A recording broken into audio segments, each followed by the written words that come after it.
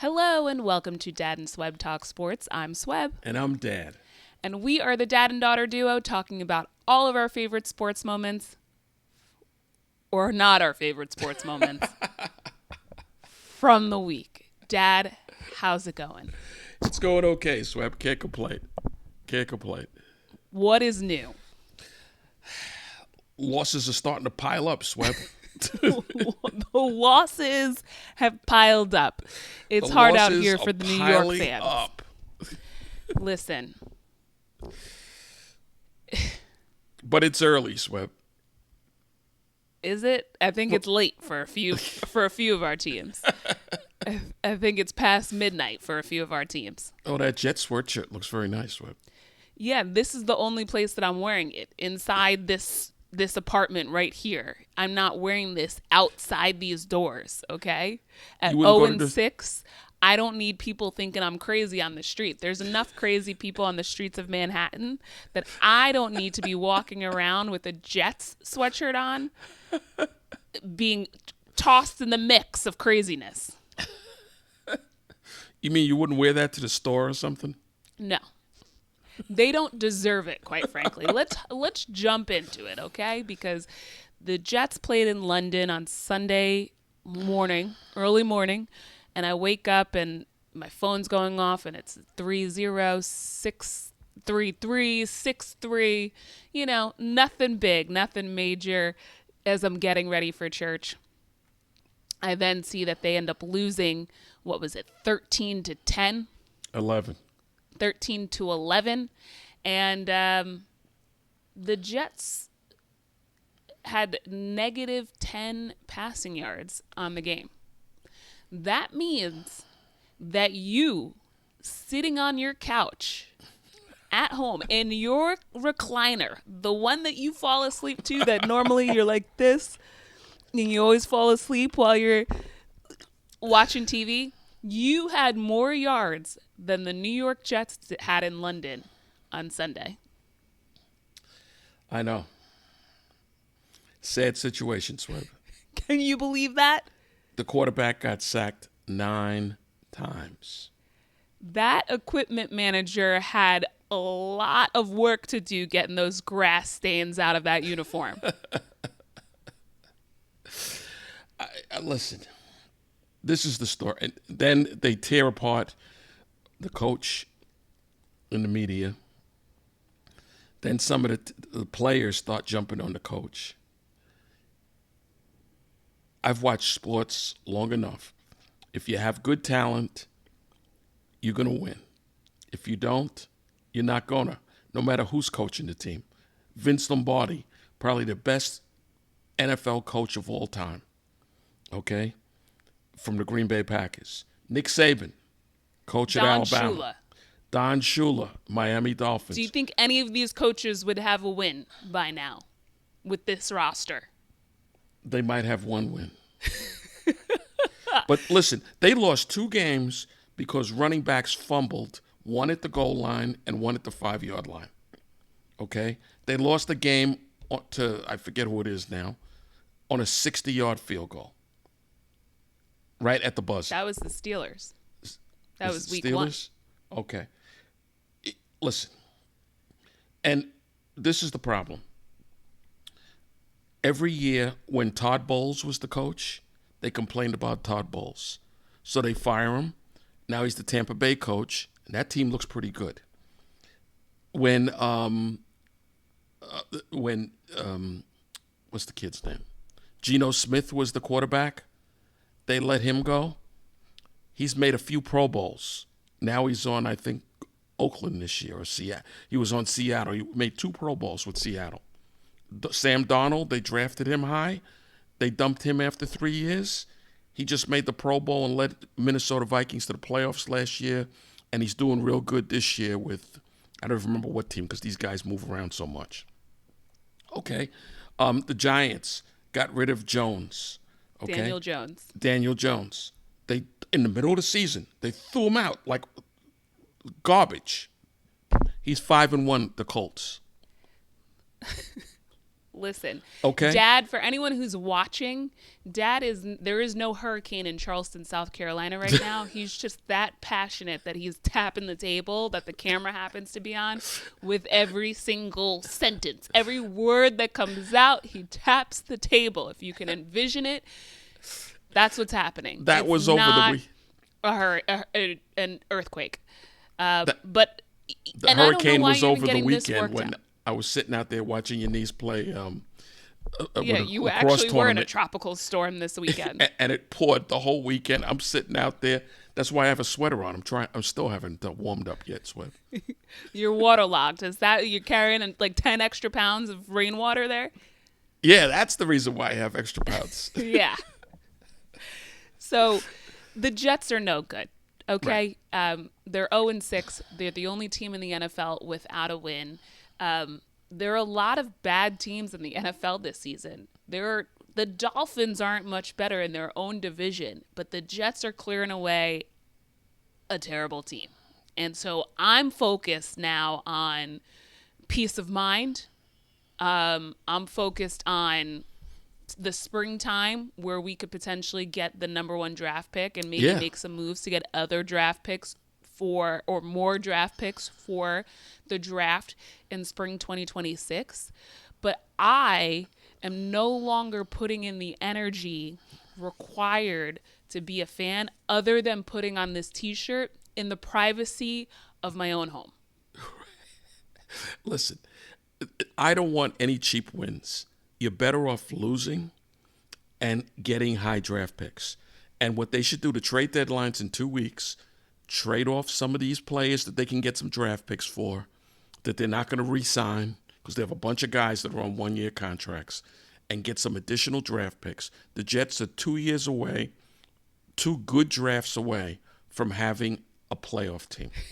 There's no sense in pulling your hair out, complaining about the coach. It doesn't matter who the coach is. Your optimism every year. They're always 2 years away. You've been saying that because they for keep years because now. they keep firing the coach and keep the firing last general time managers. they were a respectable team was when Mark Sanchez was the quarterback, and that guy's got problems.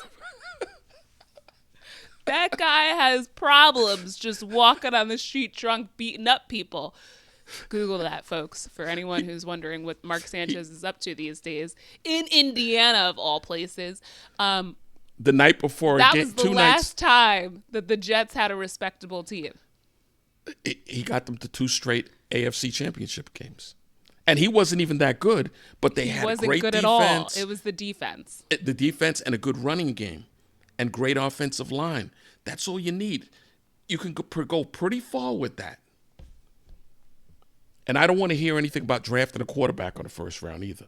Or high. You see, the Giants, they did it right. They used their high first-round pick for a defensive lineman. Now they have an incredible defensive line, okay? And then they drafted the quarterback late in the first round because they traded up and got a late first-round pick, and he's playing good. Then they got a great running back on the 4th round. Well, we'll see. It's still early. Just because they beat the Philadelphia Eagles, the defending champions, the Super Bowl champions, on Thursday, doesn't mean that they're a really good team. But they look like we'll see. They look like a real football team. That's because you've been watching Jets games on Sunday afternoons. Everyone looks good. We went to a high school football game when I was down there visiting you, and that was not good football, and it looked better than anything I've seen out of the Jets. So, that kid's out for the season. Yeah. Back let's injury. Calm down with the Jets. All right. The sweatshirt is comfortable. It is cold out here, so it's serving its purpose. Now,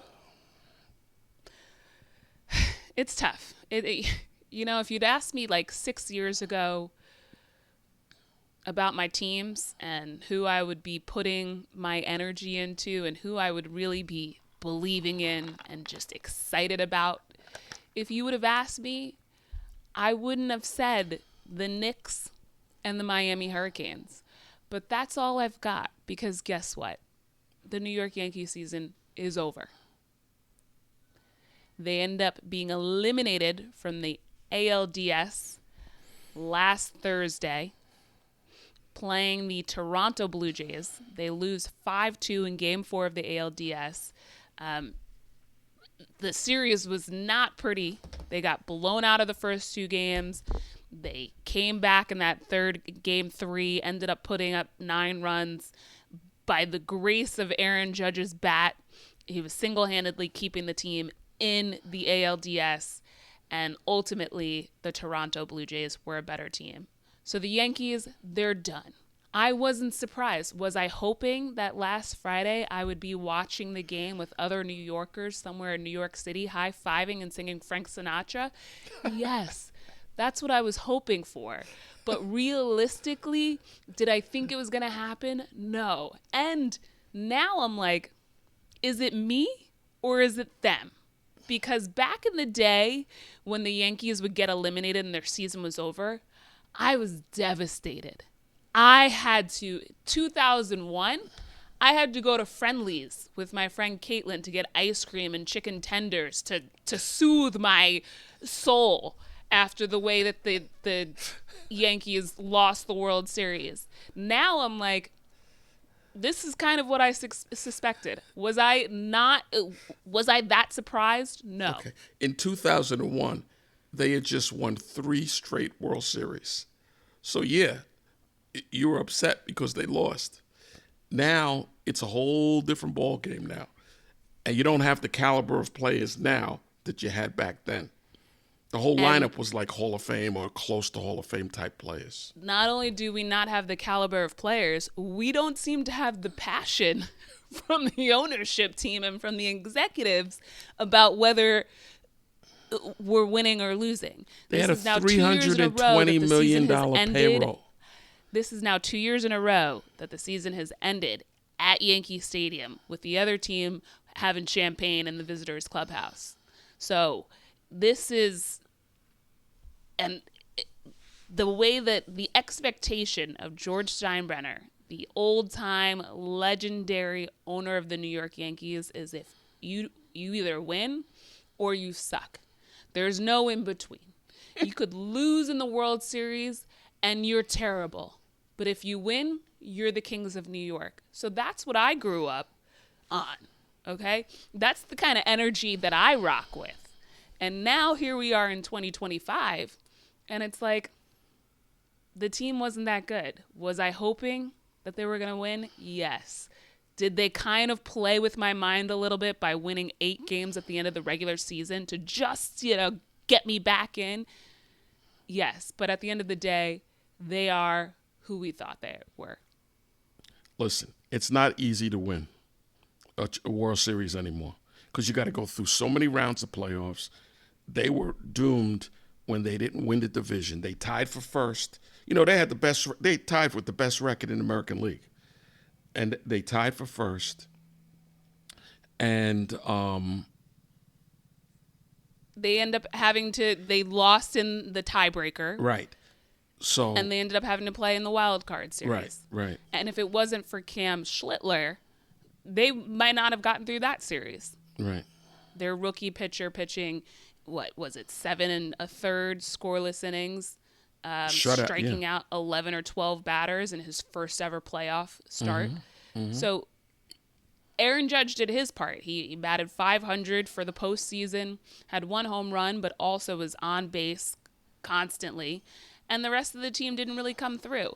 It kind of goes back, though, to what I was saying. If you recall, in the spring, prior to our kind of summer break, I said, if you had to decide who was going to be the starting 9 for the ALDS, who would you choose? And you said, well, it depends on the matchups and blah, blah, blah, blah. So here we are.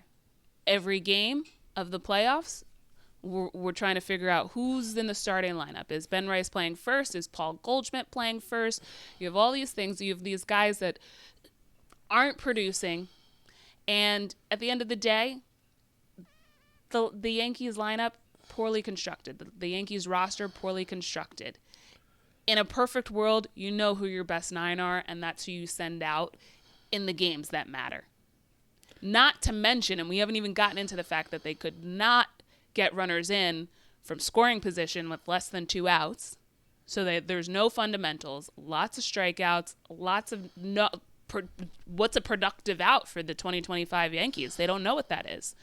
So the team was not that good, even though they had one of the best records in the AL. The first 2 games they lost. And you know where the responsibility to that goes? The starting pitching. Look in the mirror. You and I were not camped out in front of the TV for the first 2 games. We were out and about, okay, because you were down here. We were out and about. It was your birthday weekend, so they were your celebrations for your life is why we were not sitting in front of the TV watching the Yankee game, because you had to go out to dinner for your birthday. I didn't make those plans. But you sure chowed down during those plans. I could have chowed down after the game was over. Here's a picture of Dad with just a bone left.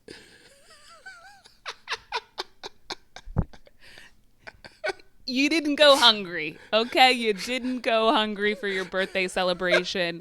And yeah, we ended up missing the first 2 games. But honestly, the way that the Yankees got blown out of those 2 games. If we were sitting in front of the thing, it would have been a whole different story. We would have been having hot dogs and hamburgers as they were getting blown out. So it turns out we didn't miss anything. The frustrating thing, though, about this team is, as you mentioned, Major League Baseball is not, there are no clear-cut favorites. It's wide open. The Yankees finish the regular season tied with the best record in the American League, and they look like an average team. These are the years, these are the ones that get away, and when you're a player and you've played for 15 years, you think back to like all the missed opportunities. These are the ones where you're like, ugh, because now Aaron Judge, what is he, 34? He's going to be 34? He's going to be 34. You're wasting good years of a guy who's just been lights out, the best player in the American League and in baseball in general with everything that he's managed to do. And Garrett Cole is going to be coming back from Tommy John. Max Fried had a great season. Carlos Rodon had a very good season, his best season as a Yankee. Now you've got Cam Schlittler, okay? He's hopefully comes into next season with a lot of confidence. And Hill will be there for the whole season. He only pitched 2 months this year. He won 17 games last year. Because Cody Bellinger has opted out of his player option for 2026, so we'll see what happens there in terms they got to of re-sign him. The Yankees re-signing him. They need to, but who plays left field? Who's playing center field? Are we signing Trent Grisham back, or are we letting Jason Dominguez finally be the left fielder? He's not that good defensively. I mean, some of the plays that Cody Bellinger made in the playoffs, Jason Dominguez wouldn't have made those plays. We've got some issues with Anthony Judge Volpe. Wants Grisham and Bellinger re-signed. And then you have also Spencer Jones, who hit close to 40 home runs in AAA. But we've got a logjam because you've also got Giancarlo Stanton at DH, right? We're back to some of the same issues. Like, who's going to be the catcher? Is Austin Wells the catcher, or is Ben Rice the catcher, or is Ben Rice the first baseman? Ben Rice will probably be the first baseman. Ben Rice will probably be the first baseman this year. Okay. And then they'll get a right-handed hitting backup a catcher. Okay. Well, and they also need to do something about the shortstop position. Leave the boy alone. They need to do something about the shortstop position. All he has to do is make the plays.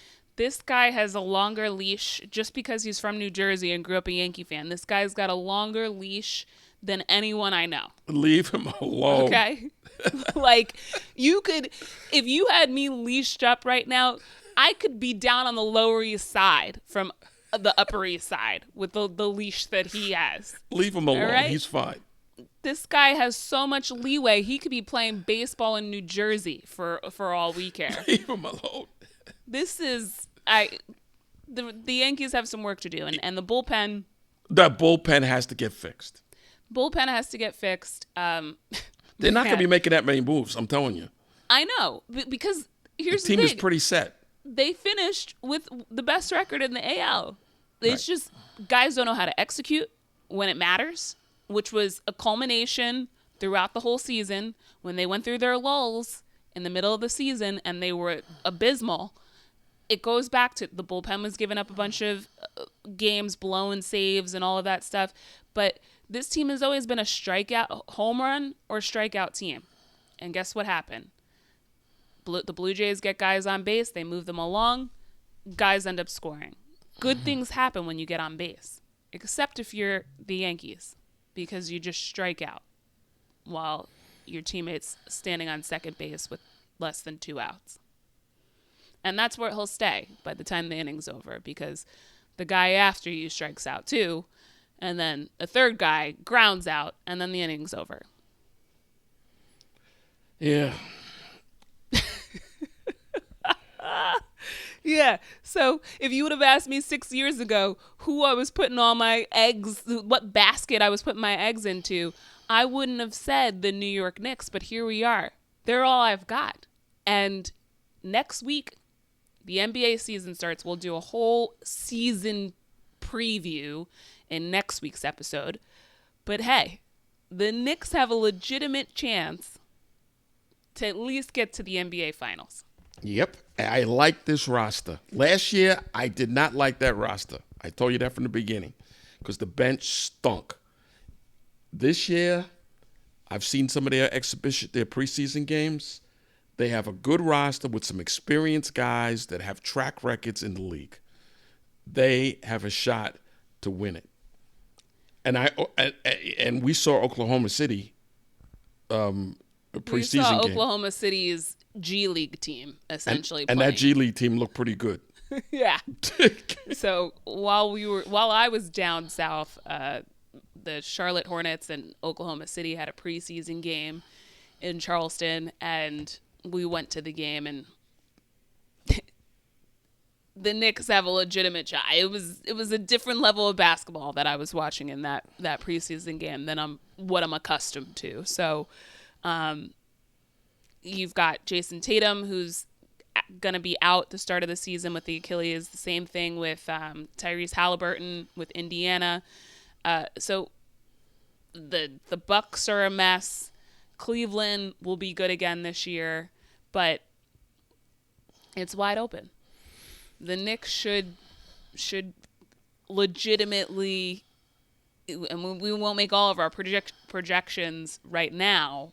We'll do it next week, but like I need them to come through because this is a sad existence. I'm not used to this much emotional abuse from my teams. College basketball starts in a few weeks. Well, before Carolina we get to college basketball, college football is going on. And the Miami Hurricanes are the number 2 team in the country. They play on Friday night versus the Louisville Cardinals. Michigan won this past weekend. No, they didn't. No, they were off too. No. They lost? They didn't. They were off, but they played at USC. Oh, yes, they did lose. I actually saw parts of that game. But they didn't show up. So you're turning the page to basketball season, both college No, and NBA. I'm still riding with the Wolverines. Because you're a glutton for punishment. I still have my Miami Hurricanes, and they look very good. The last game they played was against Florida State. Almost blew that game by taking their foot off the gas, but ended up beating, the in-state rivals. We hate Florida State here. Louisville's a really good team. I believe they're 4-1 or 5-1. We'll see. If they can get past Louisville, it looks like there's a clear path to the playoffs. But, of course, I said this last year, and they ended up losing to Syracuse in the last regular season game. So I'm taking it day by day. But at least I've got something to be excited about on the weekends because Sundays are no good for me with the Jets. Oh, boy. Better days are coming. It's funny when it's just so bad that you can't even. It's like, why even waste the energy? Listen, the way and my I've been mind, feeling like this since like week 3. The way my mind works, I'm not that upset about the Jets. I'm kind of secretly hoping they lose all their games, get the first pick in the draft, trade off a bunch of these guys that they can get some additional picks, and walk into the draft with like 12 or 13 picks. Of course, but we all know how this story plays out. They're going to win 3 games this season. Yeah. And they're going to end up with the 5th or 6th draft pick. That's the way that it's going to work. At some point, they're going to be like, we've got to put some pride into this season, and they're going to win a few games, and their spot in the draft is going to go down. Because That's they why won I'm games hoping that they didn't matter. make some trades and trade off some of the experienced players in the next few weeks and kind of guarantee that they won't win any games. Well, luckily, next week, the NBA season starts. I've still got my Hurricanes. College basketball is starting soon. Dad, do you want to give people, you just celebrated a birthday. We talked about how much you ate during that weekend and why we had to miss Yankee games because you had to eat. But you've got some exciting things coming up. Some pretty good gifts from the family, if I do say so myself. Yep. I'm going to be Friday night, November 7th. I'm going to be in Chapel Hill, North Carolina for Carolina and Kansas. Mom did good, huh? She was thinking about getting like South Carolina versus Clemson college football, and I said, don't. She's like, those tickets are so much cheaper. I said, exactly. I said, go for UNC and Kansas. You were the one that told her what to get? I helped her monitor the situation. She had an idea in mind. She was also like, oh, the Jets are coming to Jacksonville. I said, let me stop you right there. Right. I said, is this supposed to be a gift or is this supposed to be a punishment? But she had a list of games. She had some college football games that were happening in South Carolina. She had some Jets games that were happening in Florida, and she had UNC. So she gave me like 8 or 9 options. I said, go for UNC Kansas at the Dean Dome in November. That's going to be a hot game. Outside of Duke, when Duke comes there, that'll be like the second hottest game that they have this year at home. Oh, I know it because those tickets were not cheap. So Mom did good. Make sure you treat her to a nice dinner. That place is going to be Chapel Hill. That place is going to be on fire that night. No going to Waffle House in Chapel Hill. They have a great Waffle House there. So. Okay, relax. Dad loves Waffle House. We had to go on his actual birthday before he dropped me at the airport because he just loves Waffle House so much. Dad, what are you looking forward to in this upcoming week and weekend? More games, Swebb. It's tough when your games aren't good. You can't even. Are you looking forward to more games? I stayed up late a few nights ago and watched Toronto and Seattle in that 15-inning or 16-inning extra inning playoff game. Hey, what are you going to do, Swebb? I even taped the Nebraska women's college volleyball game. I started watching some of that last night. Well, 2 things. Stop hitting the table because people think that you're enduring an earthquake. Listen, if you're gonna turn your attention to another team or another sport, it might as well be the Nebraska women's volleyball team because they're leaps and bounds better than any team that you're rooting for right now. So whose season has either ended or is currently going on. So it's incredible. It's incredible. That's time well spent. I will say for myself, obviously Friday we've got Miami versus Louisville, so that's a big time game. I'll be doing a watch party wearing my Hurricanes gear. And then, listen, I got nothing until the NBA season starts, really. So, might do some fall activities. Might go out to a vineyard on Saturday since Miami plays on Friday night. Might go out to the North Fork of Long Island and get some pumpkins and some apple cider donuts and, do some outdoor activity if the weather's nice. So, I'm coming up to New York in a few weeks, Webb. I'll see if I'm available. Okay. Now, before we close things out, do you want to leave everyone with a dad tip of the week?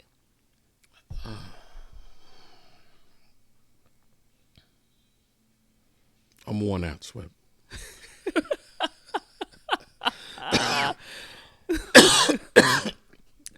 I'm worn out.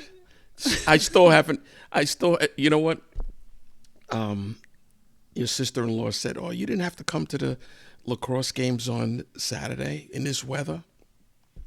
I said, if these girls can be out here in this weather, I can sit out here and get soaked and watch games. Because you know what, Swebb? You got to encourage these kids. If nobody shows up, they might quit. They might say, this isn't worth it. What am I doing this for? When they see me making the sacrifice, just like that kid on the high school football team here. He got hurt that game, and I went to the cafe because he works in his parents' deli cafe. Yes, cafe. On Saturdays and Sundays. So I went there the next morning, about 8 o'clock in the morning, and his mother said he was home. He was in pain. So she wasn't at the game. Father wasn't at the game. So I told him what transpired and how badly he got hurt in that game. So she made arrangements, took him for MRI, took him for a CAT scan, and he has serious problems with his back and the spine. So he has a brace on that he has to wear all the time, and he's out for the season. And he's in 10th grade, so he's in 10th grade. He has another 2 years, but he says he might want to give up football. I said, can you play basketball? He's 6'6". I said, are you the tallest kid in the school? He said, I'm like the second tallest. Are the other kids on the basketball team? No. Great. Can you play basketball? No. I said, okay. I think I know somebody that can teach you how to play basketball. Not for this season, but for next season. He'll have 2 years left. So you're signing up Roland for basketball lessons. He doesn't know it yet, but I'm going to get him to work with this kid. He's also coaching like 5 Little League teams, but he'll find out when he watches Dad and Swebb Talk Sports this week's episode that he's now coaching a 10th grader. He could work with this kid a little bit. He can just blend him in when he's coaching these other kids. Sure. This kid's a real nice kid, Swebb. He is a very nice kid. Well, I will say I'm not worn out because his mother gave me some free pastries to take home. Exactly what you need. Exactly what you need. I am not worn out because I'm not putting any mental energy into bad teams anymore. I'm turning the page. This is how we just move on. We compartmentalize, and I'm going to take naps on Sundays after church now. I'm going to continue to lock in for Hurricanes games. I'm going to lock in for Knicks games. I'm not as passionate about the Rangers, but I will watch games when they're on. And that's all she wrote. Okay? That's all we can do. You got to control the controllables, and the Jets are out of control. The Yankees, we'll see what happens in a few months. We'll talk about it. All right. Well, that does it for Dad and Swebb Talk Sports. Thank you for tuning in. Be sure to follow us at Dad and Swebb on Instagram and X. Subscribe on YouTube and Rumble. I've been terrible. I've been teasing a TikTok launch, and I haven't posted anything there. So make sure you follow us at Dad and Swebb on TikTok, because I am going to start posting content. Obviously, now I have all this free time because I don't have to watch Jets games anymore. And you should still watch the game, Swebb. I'm good. You want to see what some of the young players do. On the 7th day, he rested. Okay? And share this episode with a friend. We will see you next week for the start of the NBA season, Knicks preview, predictions, all of the fun things. We'll be talking about a good team. It's going to be great, guys. See you next week. Long. Thank you for tuning in to Dad and Swebb Talk Sports, the show where we cover all of our favorite sports moments from the past week. Don't forget to subscribe on YouTube and Rumble, and follow us at Dad and Swebb on Instagram and X. See you next week.